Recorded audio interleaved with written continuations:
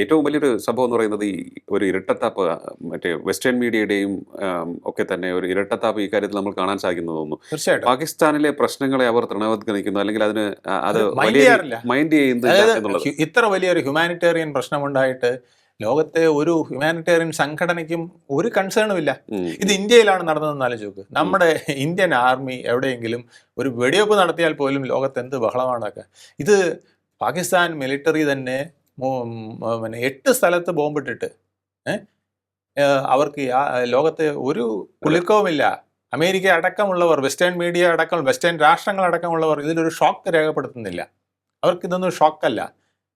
അതെ. ആ വിധത്തിലേക്കാണ് പോകുന്നത്. അപ്പം ഇതിൻ്റെ ഇരട്ടത്താപ്പാണ് കാണുന്നത്. ഇപ്പോൾ ലോകത്തെ ജനതയുടെ വിശ്വാസ്യത ട്രംപിന് നഷ്ടപ്പെട്ടിരിക്കുന്നു.